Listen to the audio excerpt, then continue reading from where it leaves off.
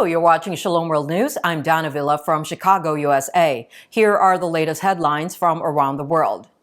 A Catholic NGO here in the United States has claimed that since the widespread unrest that followed George Floyd's murder in May 2020, hundreds of churches have been attacked.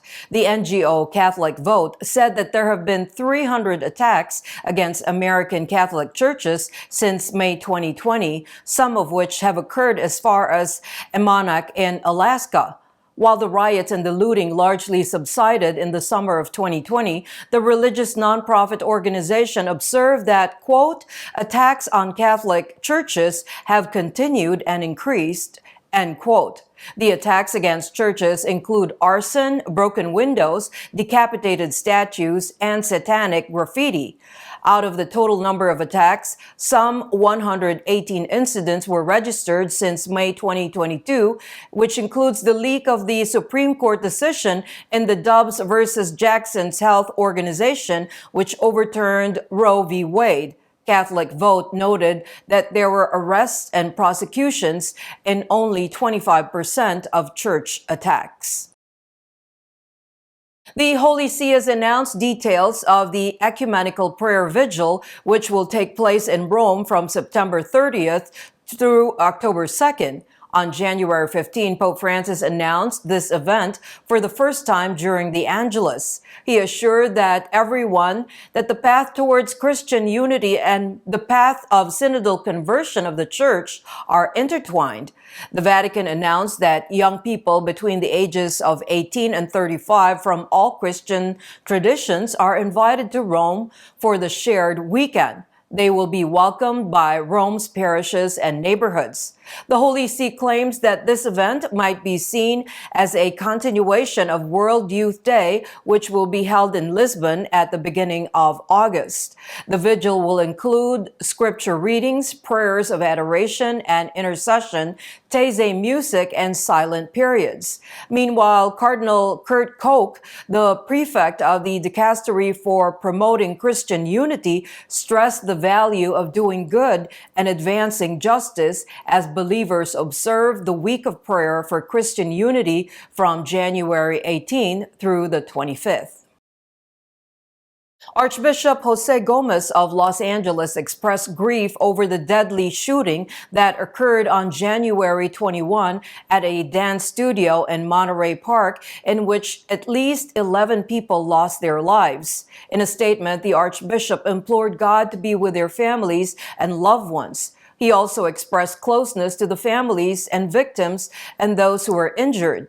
An investigation is underway to determine why 72-year-old Houck carried out the attack. His body was later discovered at a parking lot by police, and it has been confirmed that he shot himself. In another separate incident, at least 4 individuals were killed in a shooting in Northern California, and the suspect was in police custody as of Monday, January 23rd. Deputies responded to a gunfire along Highway 92 close to Half Moon Bay, 30 miles south of San Francisco, according to the San Mateo County Sheriff's Office. On Saturday, January 21, thousands of people participated in pro-life marches in San Francisco and Los Angeles, speaking out for the unborn in California, which calls itself a sanctuary for abortions. The San Francisco Walk, which drew an estimated 10,000 participants, was the second largest pro-life gathering in the United States after the National March for Life in Washington, D.C., which celebrated its 50th anniversary the day before.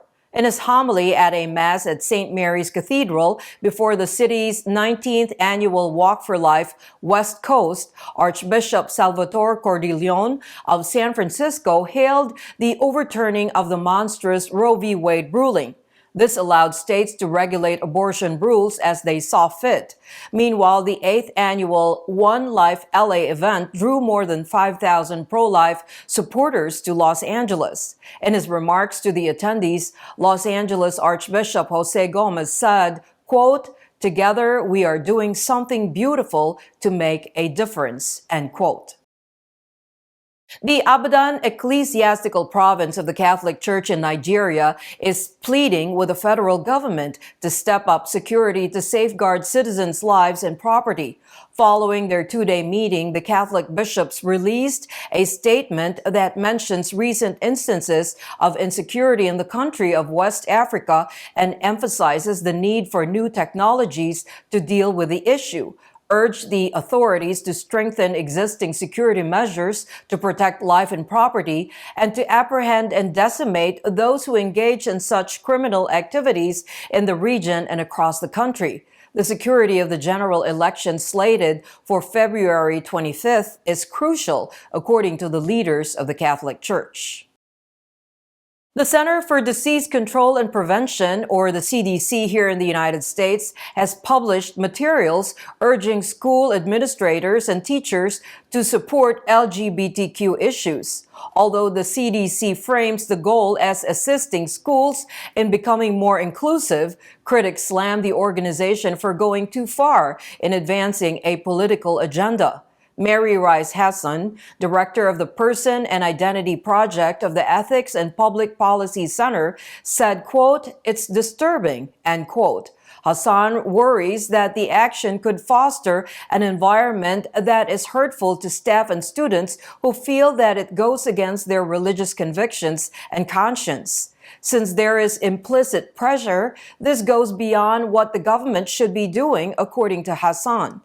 The self-assessment document titled LGBTQ Inclusivity in Schools, a self-assessment tool, which the CDC says is voluntary, is posted on the agency's website. The CDC's actions, according to Jay Richards, director of the Heritage Foundation's Devo Center for Life, Religion, and Family, are outside the agency's scope as a public health organization.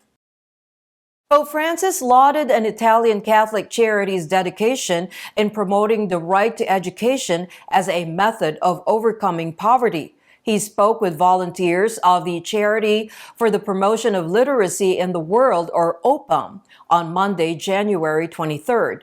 In more than 80 countries, the organization is involved in school construction and support, teacher training, literacy, and vocational training for adults. Don Carlo Moratore, an Italian priest who spent several years serving as a missionary in Venezuela, founded OPAM in 1972 after realizing that one of the primary causes of poverty is illiteracy. Pope Francis highlighted that this belief, which indicates that there can be no integral human development without education, lies at the core of St. Paul VI encyclical Populorum Progressio.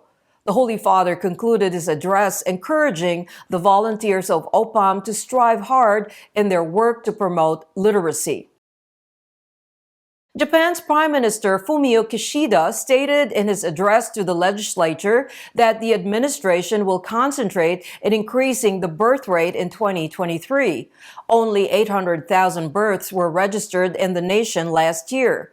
His address focused on the country's decades-long demographic decline, which in Kishida's words is pushing Japan to the brink of being unable to maintain social functions. Japan now has the world's second highest proportion of people aged 65, and it is about 28% according to the World Health. The government intends to quadruple expenditure on child support in 2023 after the eagerly awaited Children and Families Agency starts operating in April. The Japanese Prime Minister outlined the three areas in which he will concentrate on during his first news conference of the year. The first area is providing families with dependent children direct financial assistance. The second one aims to improve daycare, and the third area aims to assist working parents in striking a better work-life balance. Last week, China reported its first drop in population in 60 years. Patriarch Abune Matthias, the head of the Ethiopian Tewahedo Orthodox Church, has urged all bishops from around the world to urgently meet in Addis Ababa, the country's capital, as the church is currently experiencing a schism. This comes after some bishops announced the creation of a different church council to replace the bishops who were serving in the Oromia region of Ethiopia and some areas of southern Ethiopia. The dissident prelates installed more than 20 new bishops. With tens of millions of members, the Ethiopian Orthodox Church is Ethiopia's largest religious organization. Abune Sawiros, one of the breakaway bishops, claimed that they did so to safeguard those church members who were under the leadership of clergy who were not varied or inclusive or who did not speak their language. The patriarch referred to the bishop's actions as unlawful, and other bishops have blasted them as an attempt to racially split Christians. The last time the Ethiopian Orthodox Church witnessed a similar schism was in 1991 when Patriarch Abune Mercurius was forced to abdicate following a regime change. He set up a rival patriarchate in the USA with the help of the diaspora. It was only in 2018 that the rift was healed. The Catholic bishops of Peru have volunteered to mediate as the nation is facing escalating political and social tensions following another weekend of violence in the capital, Lima. The brutal political and social conflict, which has claimed more than 50 lives, is something that the bishops watch with profound sadness, said Archbishop Miguel Cabrejos, president of the Peruvian Bishops' Conference. In a Twitter message, he declared that the bishops must modify their direction decisively to achieve peace. Early in December, after former President Pedro Castillo was removed from office, protests broke out in Peru. They swiftly turned into widespread anarchy, with demonstrators calling for the resignation of incumbent President Dina Boluarte, the closing of Congress, and fresh elections. In a statement that was released on January 20, the bishops expressed sadness over the violence that had been unleashed because violence only leads to greater violence. They also expressed willingness to mediate with both sides. A countrywide grid breakdown in Pakistan has caused a severe electrical outage that is affecting almost 220 million people. Everywhere, hospitals, schools, shops, factories, and millions of homes are left without electricity. Between the cities of Jamshoro and Dadu in the southern Sindh province, according to the authorities, there was a voltage fluctuation in the grid. The nation's metropolis, Karachi, as well as Islamabad, Lahore, and Peshawar all experienced outages. The power outage on Monday, January 23rd, was the biggest in the last 2 years. The last time something similar happened was in 2021 when the electricity transmission grid broke, plunging the nation into hours of darkness. According to local media, restoring the supply might take up to 24 hours. The acute financial crisis and the fuel shortage are also cited as reasons for power outages. Attorney General Merrick Garland's campaign against pro-life activists will be put to the test in a federal courtroom for the first time in Philadelphia, with Mark Houck trial on Tuesday, January 24. In September, armed FBI agents executed dawn raid at the Pennsylvania home of the father of 7 children and took him into custody. He was accused of violating the Freedom of Access to Clinic Entrances, or FACE, Act by federal authorities, although the matter was dropped by the local prosecutor and a judge dismissed a civil action. The Biden Department of Justice's prosecution of Mark Houck is pure harassment meant solely to intimidate our nation's pro-life sidewalk counselors who provide vital resources to help pregnant women at the risk for abortion, said Peter Breen, the executive vice president of Thomas More Society, who represents Mark Houck. The political angle is expected to loom large at the trial, scheduled to run from Tuesday through Friday in the U.S. District Court for the Eastern District of Pennsylvania. Exiled Nicaraguan Catholic priest Father Eric Diaz and rights activist Yader Morazan have accused the Nicaragua dictatorship of influencing and fabricating witnesses for the trial that it is planning against Bishop Rolando Alvarez of Matagalpa. Father Diaz, who fled his nation in September 2022 and now resides here in the United States, claimed on Facebook that the dictatorship had manufactured a list of witnesses to testify against Bishop Alvarez, who is under detention. The priest has criticized the Ortega dictatorship's excesses. He and a group of priests, seminarians, and laymen been kept inside the chancery since August 4th, 2022, and were forcibly detained by the Nicaraguan police for 2 weeks. In the wee hours of August 19, they burst into the building and took everyone away.